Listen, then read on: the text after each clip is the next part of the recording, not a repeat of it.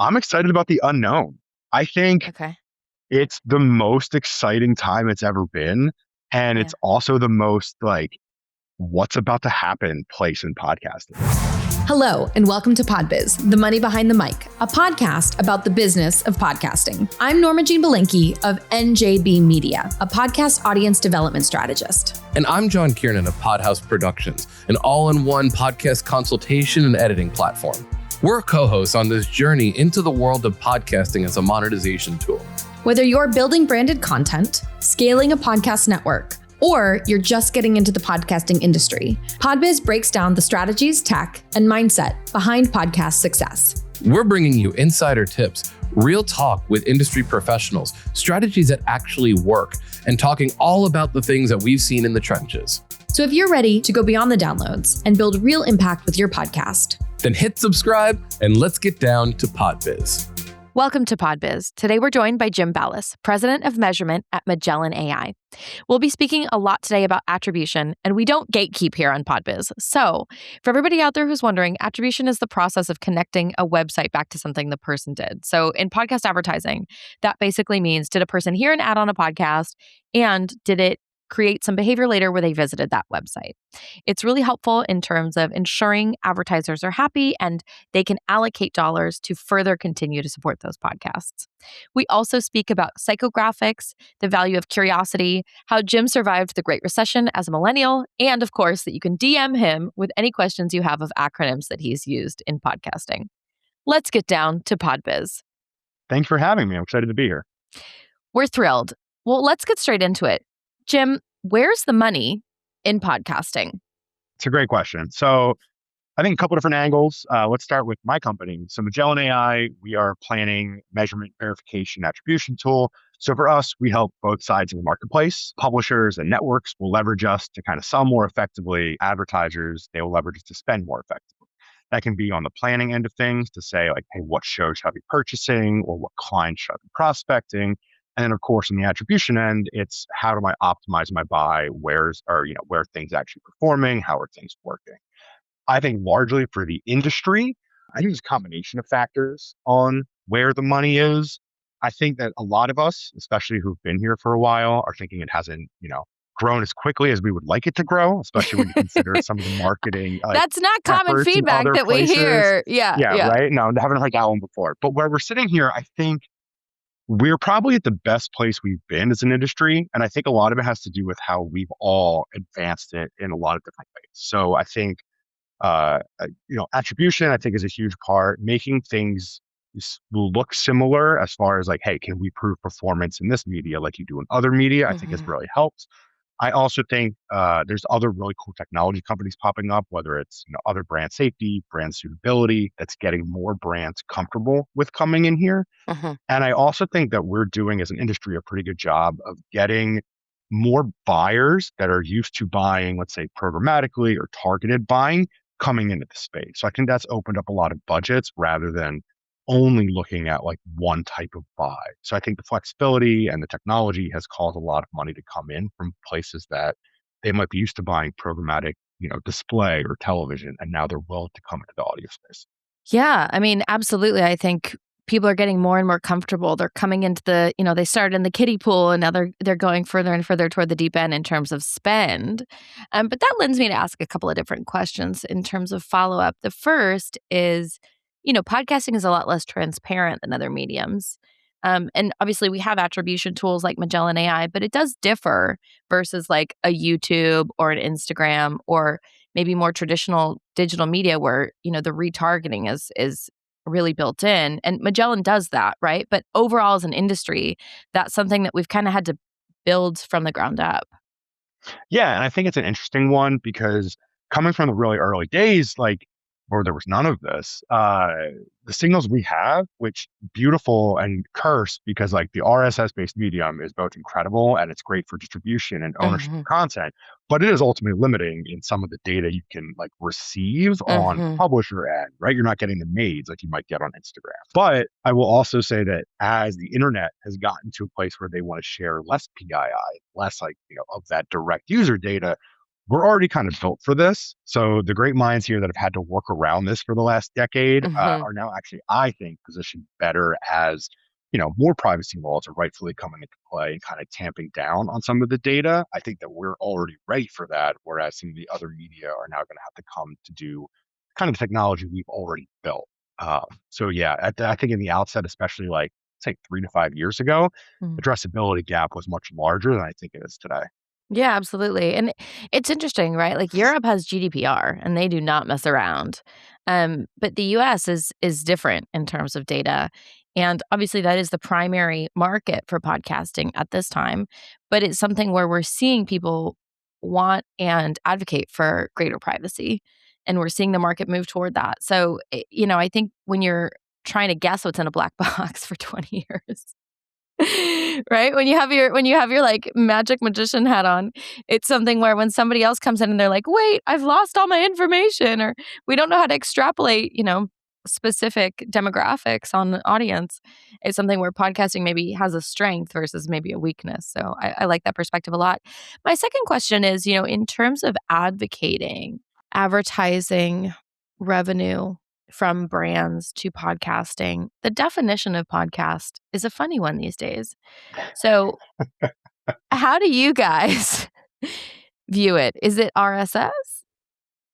I think it's a piece of it, but no, I mean, I would say we've been around enough that, RSS is a component for audio podcasting in that like Mhm. the heart of it, but there's so many other Mhm. solutions that exist, even like what Spotify has been doing, like doing more stream based, or Mhm. obviously with YouTube, that is like technically there's an RSS feed for a channel. But really, if it's recurring content that is like that deep, user to user level content that is being Mhm. accessed digitally, we're really going to consider that a podcast. I know that delineation is so broad, but Mhm.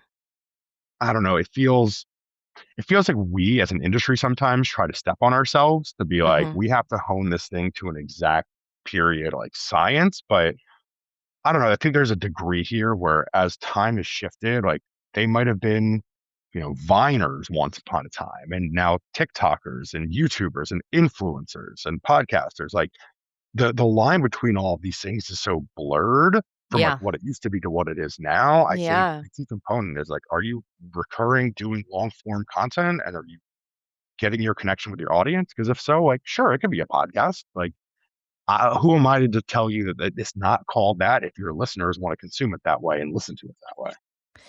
Yeah, it's interesting times we're in. Yeah, I think that definition is a little bit more flexible these days than some people would like. Definitely an interesting evolution with video. The last few years we've been like, video's coming, video's coming, video's coming, but it feels like this year, video's here.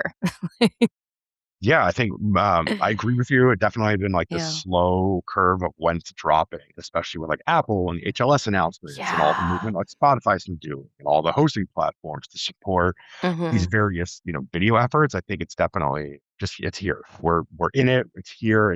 There's no shying away anymore. We're living in the future, and sometimes that video counts as a podcast, and sometimes that video now counts as a podcast.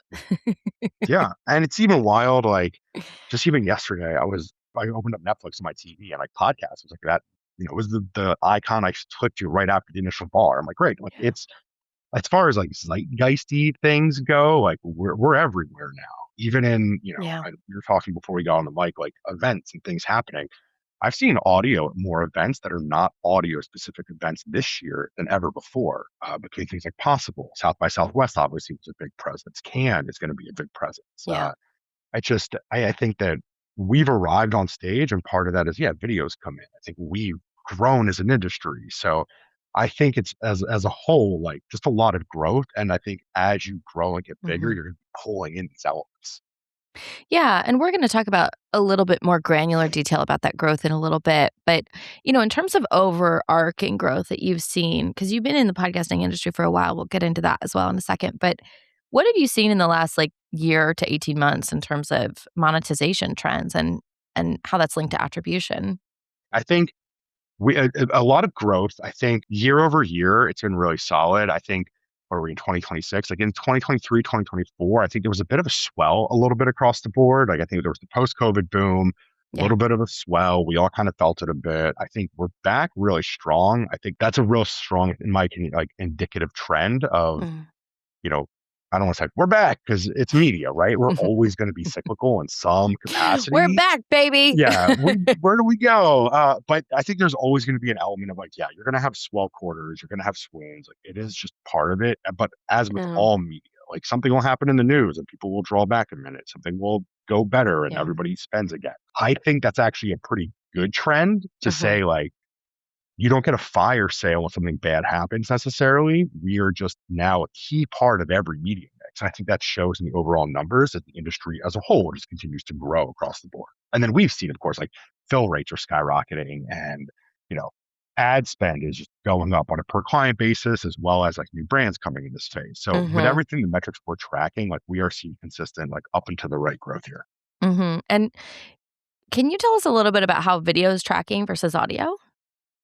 Yeah. So video is doing well. We do measure, you know, in addition to measuring podcasts, like we do measure YouTube. So especially simulcast as well as like non-simulcast stuff. So we just use YouTube channels as part of our both intelligence tool and we, do some modeled attribution on that.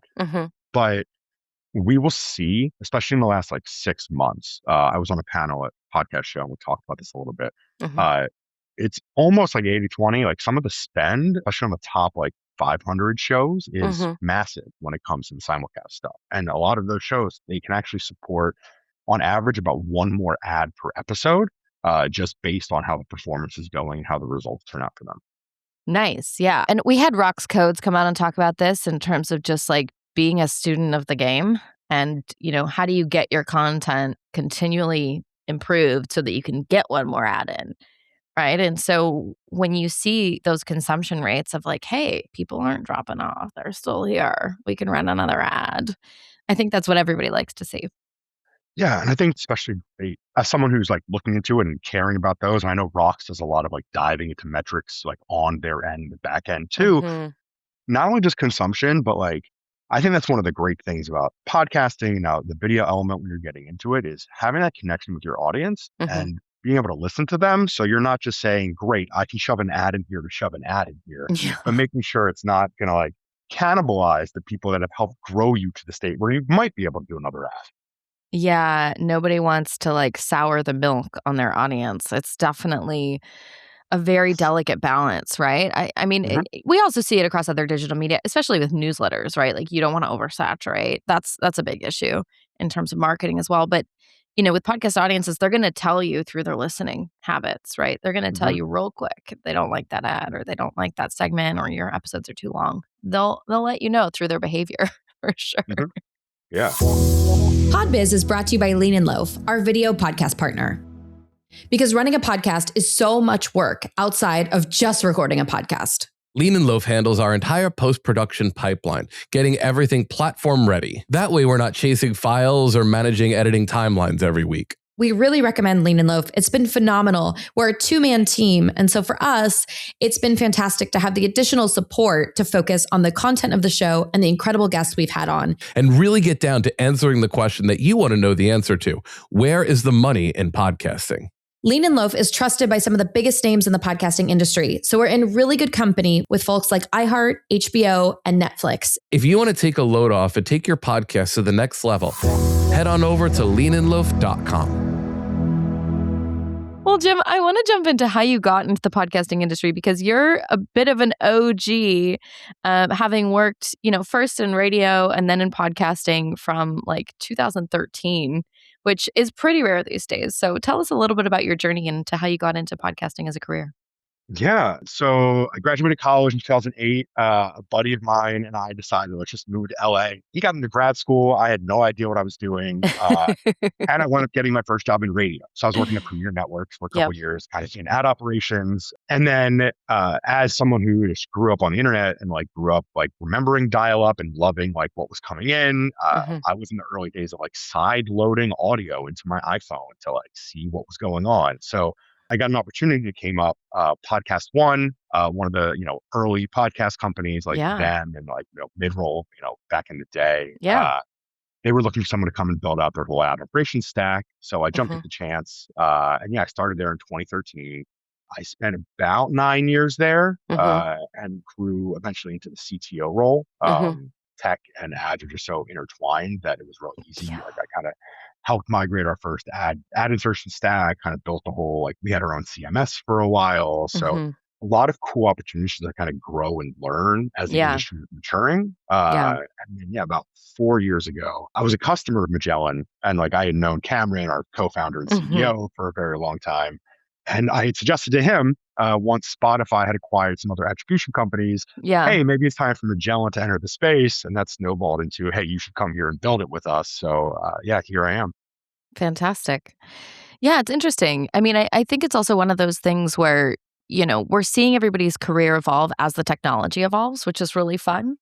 And as, certain features are rolled out across the industry, right? I remember when programmatic, like not every hosting company had it, right? And now it's stock standard, right? If you want to include monetization, you're going to have DAI, you're going to have programmatic. It's something where it's pretty stock standard. So we're seeing that technology reach the general population of podcasters in real time with everyone's career and how it evolves. And yours is particularly conducive to that technological, I want to say evolution, but the technological implementation, I would say, of ad tech across podcasting in terms of hosting and just seeing so many creators. Because, I think back in the day, most ads were baked in.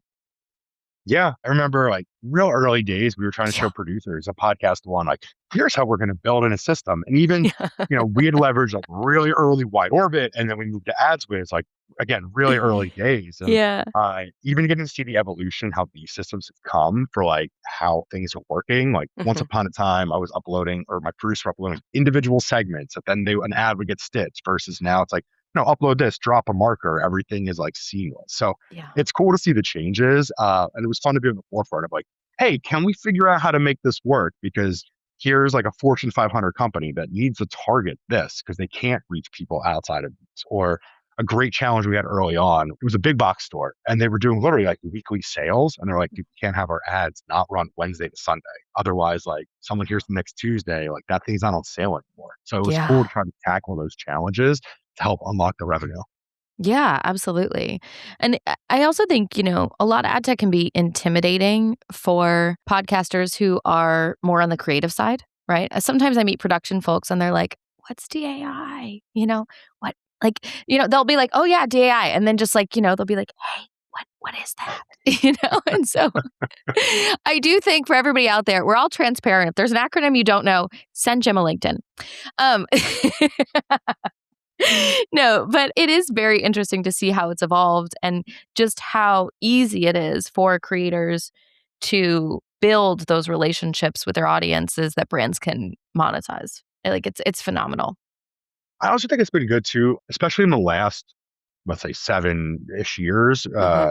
Brands, I think, are getting smarter about it too. I mean, Hmm. way early days, it was someone ripping their radio copy and being like, great, I'm going to throw it on here.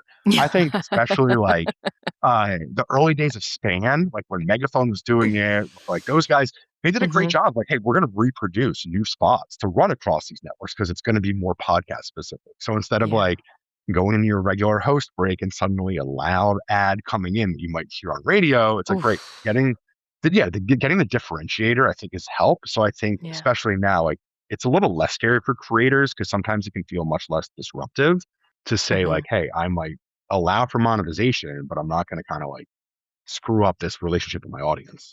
Yeah, I mean, I think the overall theme that we've seen across PodBiz, well, one of them is to be in that spirit of service, right? And to make sure that you're really serving the community. On the ad side, we always hear, being a steward of your brand's dollars, which I love that phrasing. But on the creator side, it's really about, being in the spirit of service of like these people are giving you their time in the attention economy when everyone is like squirrel, so it's definitely an interesting dynamic of respect that the best creators have, right? They don't take it for granted. Yeah, I definitely agree with that. And I think that long term, not only does it benefit like them and their audience, but from a monetization standpoint, like it benefits the advertisers. It really is. And I think like there's no media like it, that when you have that respect and relationship for your audience, and it's much less like, not to harp on like, let's say TV, but like TV programs are produced, like it's not a one-to-one connection. But Yes. when you have that connection, it also is what like that is that, oh, my friend recommended me something. Like that just tacit agreement there, that tacit communication is what I think Yeah. helps drive us to be such a powerful media that drives results. Yeah, and I think that trust is the really big one. Absolutely. Mhm. Well, Jim, what would you say is one key move or metric or even a mindset that's made the biggest impact on your podcasting career and the companies that you've worked for and even the clients that you've worked with? I think the key thing, everything is solvable. I don't think that we have always operated just as an industry or a space where we think we can figure something out. I might not be able to do it tomorrow, but I think that like with the minds we have in this space, like it's Mhm. incredible. The growth we have as an industry, even to Yeah. your point you brought up, like some of the things now that are table stakes are things that were just out of the realm of development 10 years ago, right? Yeah. And now exists everywhere. So I think that we as an industry have done so much to grow, to change, to move things forward that if there's a unique problem on the creator end, on the advertiser end, a Yeah. publisher end, like we have a way that we can figure it out. And I Yeah. think that between collaboration and some of the independent minds, like there is a solution to this. So I think trying to approach everything as a solvable problem has helped me really unlock some solutions and some creative things and like build a lot of cool things that have hopefully helped influence in a good way some of the ad industry here. Yeah, I think that curiosity is huge, right? And we're still in a time of curiosity, right? Like there are still back channels where people are chatting about, here's how I built this, or here's how this works, or, and for everyone listening who's like, I'm not on a back channel, I think it's just one of those things where just know that like everybody is still so collaborative. If you have a question, reach out to people. Jim, I hope you don't get a bunch of like LinkedIn, what is DAI messages, but dynamic No, ad insertion, everybody. right. But But you're right though. And I think everybody like so much versus other spaces I've been in, like I think everybody's willing to have that conversation and they are yeah. so friendly, especially like if you've never been to one, if you can make it out to some event where there are podcasters and Oh yeah. podcast pros, Yeah. do it. The networking, being able to talk to people, like some of the best ideas I've ever had have been just shooting the breeze with people at one of these events to figure out 100%. like, what are you, 100%. yeah, what are you seeing that I'm not seeing? Where are we collaborate? How can we do Yeah. this? Like, and it's such a good time to be able to learn from your peers and from people that are like around. So highly recommend. But yeah, I think the friendliness and the collaboration is a huge part of the industry. Yeah, absolutely. Well, Jim, what's something that people don't know about what you do? I think kind of two things aren't as like out there. Okay. One, we're getting big in audience development. So when I say that, I mean like audience data. Oh yeah. It's not just attribution, right? When we're looking at this, but one of the things we've unlocked, especially with our planning tool, is that like you as a publisher or a show, you can opt in. It's all not forced. You can opt into sharing your kind of like show level data with the buy side. Very much like only with buyers, advertisers, agencies. Yeah. And it's a way that they can help unlock things. But oh, the demographics, psychographics, like we have probably like 150 different like psychographic segments that we can measure. Hmm. And it helps folks get deeper than just, oh, I'm in the comedy genre or I am a true crime show. Right. We're also seeing some of the agencies now for like audience dev. They have, Hmm. if you've ever seen an RFP, they'll have like, here's my custom audience. And it's like 9,000 sentences about like why they want to reach soccer moms in the Midwest. Yeah, But it's we're true. helping kind of put the audience formatting into their languages. So it makes kind of buying easier. And Hmm. the other kind of big one is just not just podcasting Hmm. as far as measurement goes. I think we're making a big push into multi-channel. I think as someone who's Yeah. been in audio forever, I do Yeah. think we tend to get the short end of the stick when it comes to Budget. media mix models. Yeah, well, budget. Well, it all flows down, no, right? So MMMs and a lot of other MTAs are built on Yeah. a last click, and we're obviously not Hmm. clickable media. So, like, Hmm. definitely get not regarded well on a lot of those. So, we've really built an MTA that can cover podcast, Yeah. streaming audio, OTT, display, and then we Hmm. just launched broadcast radio attribution in the last couple of months. So, the goal here is to show the power of the whole mix, and like audio has a really strong place within that. Yeah. Absolutely. I mean, I do think it's interesting in terms of audience dev. I work in audience dev just as a consultant, and the amount of granular detail that's available now is so much richer than it was 5 years ago that we're getting. And I also think it's something where a lot of people on the creative side, right? And, we're talking on the B2B side, right? But a lot of people on the creative side have no idea what to do with their numbers, right? And so having tools, right? Having attribution tools of knowing where the audience is coming from, how to reconnect with them when they reconnect is super important, right? And so when we Yeah. talk about MTA is multi-touch attribution for everybody out there. So it's just multiple touch points. Jim, you have to break it down. Good acronyms all day. I want those LinkedIn messages. He just wants to hear from you. But I do have to say it is something where we're definitely seeing a lot more acknowledgement by overall advertising and overall brands. And you're right, you're not seeing the granular detail that you're getting with digital display ads or things like that have traditionally given, super, super granular data. We are a little bit more and more now, but I do think it's something where, like you said, branching out into multi-channel and saying, hey, podcasting is also video. It's also the creator economy, right? Let's see where all those people are coming from. And if you have a podcast and that's maybe your core product, we can support you in terms of all the other satellite avenues and satellite distribution channels that you have. That makes a lot of sense. Yeah. And even to extend that point, I don't know. We're all media consumers. We're all media producers. But Yeah. I don't consume just one thing. I No. watch TV. I listen to radio. I listen to podcasts. I stream audio. So Yeah. I think trying to present it to it, even like a brand marketer. If a brand marketer is thinking like, oh, I only care about this one channel, that's not where your consumers are. That's just not the reality of it. So being able to look at the whole thing is going to show kind of frequency and touch points and all that. Absolutely. And we're seeing it across the creator economy, like we just said, right? Somebody has a podcast, but they also have a YouTube channel for that podcast. They also have socials, right?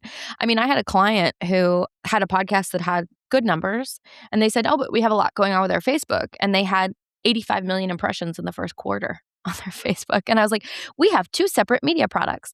And so I do think it's interesting, how the creator economy works, because everybody has to be fluent in everything all the time, and we can't. No one can do everything, right? And so I do think it's important to have great partners who are like, hey, we're going to break it down for you. Or, hey, we're going to hop on a call and go through and do a full audit, whatever it is, but to make sure that, you're clear on where people are coming from, how they're reconnecting, and how you can continue to have a strong relationship with that audience. It's important. Definitely. Yeah. So, you guys released your first global report at Podcast Show London, I believe, right? We've been doing it a couple of years now, but yeah, most recently. Yes. And you talked a little bit about non-US ad spend. So tell us a little bit about that, because I think in Germany, there's a lot of new advertisers entering the space as well. And, I'd love to hear from you in terms of what publishers and independent creators should also do with that data. Yeah. So I think we released it on a website too. So I can provide a link. We'll have the link in afterwards. the show notes. Don't worry. Beautiful. But yeah, so as far as the data, it's cool to see that first off, regions are growing across the board. Non-English speaking regions. Yeah. Yes, non-English speaking regions. So Germany, France, they're growing. It's nice to see that also happening. It's not like it's only here. We just started measuring Spain. We didn't have enough data to have in the last couple months. We didn't have the quarter kind of stuff yet. So we anticipate that coming later. Yep. But yes, it is increasing, which is great. I think it's really interesting to see. So a couple of takeaways. If you are in these markets, the behavior is a little bit different versus what it might be in the US. Generally, a little less ad load, but also more localized, which I think makes a lot of sense. I think in the US, we can kind of see a lot of national brands coming through. There is targeting. It does happen. But when we are seeing some of the top advertisers within these individual sectors like Germany, Germany's fastest growing advertising segment was, insurance, or insurance was second, phone, internet, cable was the first, but they're all local companies. It's all people German companies advertising in German podcasts to reach German listeners. So I think it's really cool that podcasting is in a way becoming very much a localized media in the same way that we might think of local radio in the US. Yes, these local companies are going to do spend. They know their audience there, especially when it comes to certain ages, genders, demos. So it's a cool thing to see that growing in the non-English speaking spaces. For creators, I think it's a good way to hone in on hey, what categories should I look at? Who should I try to get on spend? And the other element, and this is both for podcasts that have an international audience that might be regionalized with the advancements of ad insertion and targeting and being able to do a little more elements on that one. You don't have to lose your audience if you have some that's overseas and some that's domestic in the US. Like you Yes. can, That's such an important point. Yeah. yeah, like it's opening up new monetization channels. So yes, if you're a German show, you can definitely get German advertised. But if you're also a UK show that has some German audience, you can also get some of those German advertisers that, to target those actual users themselves. So as far as like this, I think it's a good for independent creators to say like, these are growing. These are segments that I can reach out to and probably have a good shot of getting some advertising within my programs. Yeah, absolutely. And, we just had Rodrigo Tigre from Ozen.fm come on and talk about how, a lot of podcasts that are really successful in some countries have an even greater listening population in the US, right? That are Spanish speaking or that are in Mhm. Brazilian. And so I do think it's interesting how language transcends borders a lot of the time. And people are going to find the content that they want, maybe not specifically for Germany, but it is very interesting to see how the language patterns across the map in terms of that attribution and global population. Yeah, one of the things that we measure and we sample. So part of our like sampling who's advertising where, ad spend, all this. We Yeah. actually do a breakout of Spanish language podcasts within the US itself too. Because to your point, language does transcend just if where you are. If you want to listen to content, you're going to find that content. Yeah, absolutely. Well, Jim, what's a campaign or use case where a client used Magellan data in a way that really like moved the needle? Yeah, I would say I've two case study examples that we've kind of like run that I can definitely share publicly. One of our advertisers, Wild Grain, great Yeah. example of this. They actually thought podcasting wasn't performing. Mhm. They had some massive promo code leakage. There were some offers that like when you first time visitor to the site would pop up with that, the pop up that was actually better than some of the offers you were getting via the podcast promo code. So it was distorting what the channels were doing, even though we Yeah. were able to point to say, hey, these podcasts actually had all of these touches. So when we added the pixel-based attribution, we saw about a 33% improvement in actual conversions captured that we could attribute back to podcasting. So on that, they actually changed their internal multiplier system and how things were functioning to actually increase spend and then start like growing within the industry. The other one to bring up is we partnered with Red Circle. Red Circle uses us for a lot of attribution on their side from the publishing house, and Okay. they had some legacy attribution tools. It was only capturing about 70 to 75% of actual like their impressions. Like Okay. they were listening 25 to 30% of what was going on and how it was Mhm. functioning. So we ended up getting them above that 95% mark. So in that Amazing. case, they had a couple clients where the cost per acquisition like halved, with conversion rates topping out at like 11, 12% on some big shows. So they were able to actually Huge. increase those budgets and show like, no, there was some data loss. It wasn't that the data wasn't performing. Yeah, absolutely. And I do think it's interesting in the age we're in, right? Because I think we both grew up probably in an age where, TV was measured by Nielsen and they would call, they would call people. Now obviously data is measured differently and obviously Nielsen measures data differently, but I do think that as the technology is evolving, we're seeing just so much transparency in how people behave and how brands can connect with people that really want their product. Mhm. And when it's funny, I love that book example because when I first moved to LA, my then roommate, he was actually a Nielsen journalist. So like, I crack up when I'm like, oh, no, our household Yeah. determined like a significant portion of what like LA viewership was back Yeah. in those things. So like, Yeah. it's cool to see just where things really are and how like all across the board we get much more granular what we can do. Yeah, absolutely. Well, what would you say is a pattern that you see advertisers or publishers get wrong? A couple different things. Okay. Really, I think treating us like every other media is probably the biggest mistake that I will see happen. Mm, And it's from a couple different angles. Like we okay. brought up, it's the trust element. There Yeah. is this certain like thing that we have that others don't. But even touching on it, like don't use the same thing you're doing on other. Don't use your TV copy that's the audio just ripped Don't from play a there. radio ad on the podcast. Do it differently. It's different. Like you're going to get a different lean in approach to this. Like you don't Mhm. need to do the same thing. It's a much more high impact, high intent audience. Yeah. Uh, and I think I love to preach patience. Don't you don't need to wait for a year to see if something is going to work. But I think there are some folks that are so used to search where they can optimize against pennies and see what's clicking in 10 minutes that they say, oh, my ad dropped yesterday. Why don't I have 1,000 more purchases? And Yeah. I just don't think that's the reality of how like most media functions, let alone audio. But I think being Yeah. like treating this like you would treat search, I think is a mistake. Treating it like, oh, it's just radio part two, I also think is a mistake. So treating it as an independent channel, being, seeing its pros, watching it, like be patient, letting it mature. Mhm. I think that's the biggest mistake that some advertisers make. And even some publishers when they're like, oh, I'm just gonna, you know, cram in this copy that I have seen on something else. Like I think making sure you're doing it appropriate for the media is really Mm. going to benefit, make you be the steward for the brand's dollars in the best ways. Yeah, absolutely. And, I think host read plays a lot into that. And we've seen data that says host read performs better, right? So tell us a little bit about that in terms of the customization and maybe do you guys see a difference? I mean, I'm guessing you must.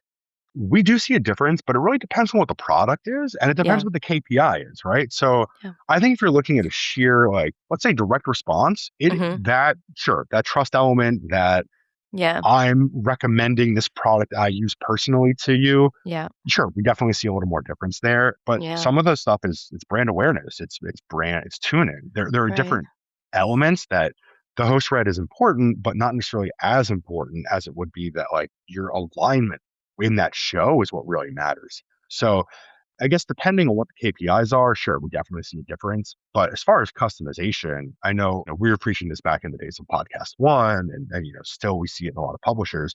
Get that trust factor of getting your friend, your host that you listen to weekly to recommend this product or tell you, Yeah. hey, I slept on a Casper mattress. You should sleep on this mattress. I think I they was get just gonna really say it done. reminds me of like Casper mattress, blue ribbon.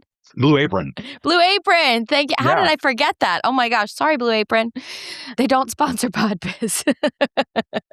The amount of mattress boxes I saw get sent to Yeah. Podcast One Studios for the host to take home was like abundant. And like it worked though. Like it really did. They made a huge mark in the early days of podcasting.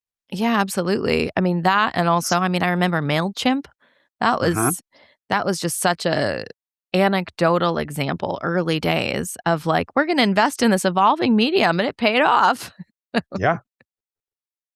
So yeah, Pretty getting in, I feel like, I don't know. I think there's a part of it, especially like when you get to some of these, I don't want to say niche shows because that feels, I don't mean it with any disrespect. Like the part of the niche is what's great about podcasting is if you want to find a Some of the podcast most on successful podcasts are anything, Dungeons and Dragons podcasts. We talk about this a yeah, lot on the show. Like in terms of monetization, the amount of money that these people make from direct creator community monetization, like a Patreon, is insane. Is just yes, it's like, oh my God, how did I not get into Dungeons and Dragons? How is that not the appropriate career choice? Looking at these people's yeah. choices. But hey, the suggestive like Critical Role, not another D&D, like for sure, like Yes. it's incredible. Yes. But yeah, so getting into that, like I think it really breeds the like, oh, my, my mage just rolled, a natural 12, but also he thinks that this product's great. There's something about that that Yes. plays like it doesn't play in anything else. Yeah, and I think speaking the language of your audience is so important, right? And sometimes that language is just a specific jargon that is so special to your community, right? Especially with D&D, but I would say also, the true crime people do it really well. Hmm. I think it travels across mediums. I think in terms of that feeling of inclusiveness, we see that in a lot of like social interview, society and culture shows, but it's really that for me, it's the super niches that are, that create those specific feelings. Or even, I mean, even Call Her Daddy, she's like, hey, daddy gang, right? And so people are like, I'm in the daddy gang, and they have that personal identification of this is my community. Same with Giggly Squad. It's very similar. Yeah. Yeah, 100%. And I think that it is that whole community feel to feel like, yes, I am like, yeah, I'm sitting in the basement with the Kelseys when they're doing their recording. Like it's Yes. being a part of that is it really helps you just feel that vibe. Yeah, celebrities, they're just like us. We're hanging out in a basement. We're all the same. We're all the same. Well, Jim, if you had to start over today, what would you do differently to grow faster or smarter? I would probably try to be more curious sooner. I know we touched on this a little earlier, Yeah, no, but same, same. I really think, especially like early days, I didn't want to rock many boats. Mm. I think I've shed that a little bit as I have gotten to my more, length Probably just in more the confident. I think career. in the beginning, nobody knew what they were doing, but we all assumed somebody else did. Yeah, And that's a now we're great way to like, put it. we don't, we're all just like, oh, yeah, no, we all kind of tried to figure that out. And then we all kind of tried to figure this out. Mm. And now we're all trying to figure out something else. And I think there's this like almost imposter syndrome feeling where it's like, you come into a space, especially because we all work in a silo, right? Like we're not Mhm. all hanging out, at a water cooler talking. And so, in terms of connecting with industry peers, it's something where you get to a conference and you're like, wait, do they know what I know? Do I know what they know? Do I like, wait a minute, like, I know what attribution means, but like, do they know what attribution means? What's Yeah, DAI? I think that's a that's a great way to put it. Yeah, and I think that whole thing, like having the confidence earlier on to be like, wait, let's break a few eggs because this is Yes. gonna really like turn this into this. I think that's like on a personal note, how I would try to do that differently. Yeah. I think the imposter thing is a great thing to bring up. I do think, hey, we're a whole generation. I mean, so many Oh millennials my have gosh. Yeah, powered. we graduated university the same year. So I get Yeah, it. Class of so 2008, right? So many of us have recession. powered this industry into like, oh, am I going to get a job? What am I going to do? And we built an industry behind it. The So like, jobs hey, we all had, yeah, I think between 2008 and 2012 need to like if it wasn't great for you, you can scrap it from your LinkedIn. We should all just get like a redo millennial button there. yeah, You but survived the please, recession. right? Just trauma. But I think, yeah, but that whole thing, like, I don't know, I feel like it's also strengthened us to the point that we're all at now, and like that is that curiosity and that collaboration that built it. But Absolutely. yeah, if I could tell my younger self now, be more Mm, curious and go and like be willing to make more like this is why we should do this statements early on and then go and build it because yeah. clearly like it's worked as the career has progressed. Yeah, and I think also generationally, millennials are one of the only generations that went from this is the way it's always been done, this is the way you have to do it, to hey, let's bootstrap it and let's figure stuff out and let's build platforms and let's enter disruption mediums and let's do interesting things. And so I think that switch takes a while to get the momentum going. I think it's a uniquely millennial, I want to say, experience. Yeah. Yeah, agree with that. And I also the think that's why we all curiosity. connect so well. Yeah, Yeah, probably. right. Just Absolutely. Well, generational shared trauma. yeah, but also, I mean, I think the curiosity thing is super interesting, right? Because we always see that early adopters are people who make that big difference, right? And I only ever let myself have one regret ever, and it is that I did not buy Bitcoin in 2012. I did not. I did not do that. I told those people that was fake money and that was not real. And I regret that. But I'm here with that. Yeah. oh gosh, I only ever let myself have one. So forever, for the whole rest of my life, I'm like, if I feel like I should regret something, I'm like, no, no, no, no. Bitcoin fills that. It ticks that box. We're good. But I do have to say, I do think that curiosity is what's driven not just, your career or Magellan and the trajectory you guys have had, which has been incredible, but also the overall industry, both technologically and in terms of expansion and inclusivity and, just how we're all growing together. It's super interesting. Yeah, I agree. Yeah, absolutely. Well, Jim, what would you say you're most excited about coming up? Uh, Very ephemeral answer here, but I'm excited about the unknown. I think Okay. it's the most exciting time it's ever been. And it's Yeah. also the most like what's about to happen place in podcasting. And I say this to a lot, like when I hire new employees, especially, like I say this to them, and I really truly believe this. There's so much Mhm. green space in front of us as an industry, Yeah. like individual companies, like the industry, just the growth that we can do. Like we get to chart our course, and I think that is at this point the most exciting thing. Like I love what we've been building on attribution and pulling in other channels. I'm excited to Mhm. continue to grow that, get more data. I would like to tackle more media than what we do today, but Mhm. I think that's part of the fun challenge here is Mhm. there isn't a blueprint. There isn't something to say you have to do it this way. And I'm really excited to see like what idea I might come up with next week or 3 months from now. And as a wider industry, I'm so excited to see all of the other changes and the growth and the announcements I see from other companies and new companies springing up. Like it's so exciting to see what other cool ideas and cool concepts people are going to have. And I know that, you know, if we're talking a year from now, there's probably going to be some concepts people haven't even come up with yet that'll be one of the hot new things. So the unknowable of where we're all going, but all kind of driving the ship together is probably one of my favorite things about podcasting. And the most exciting thing is we can, tread forward together. More acronyms. Jim is excited about more acronyms. Look, more acronyms, more things to confuse people, more LinkedIn messages. Absolutely. And I do think it's something where, where we are as an industry, there is just so much possibility. We're all just kind of seeing where we're going to go. So the future acronyms are waiting for you. Hopefully not too many in your DMs. Well, Jim Ballas. Between that and I get the short end stick constantly. I come up with a ton of portmanteaus for new product names. So portmanteaus and acronyms, that's what I'm excited about. Okay, done. Jim Ballas, President of Measurement at Magellan AI. Thank you for joining us here on PodBiz. Thanks so much for having me. It's been great.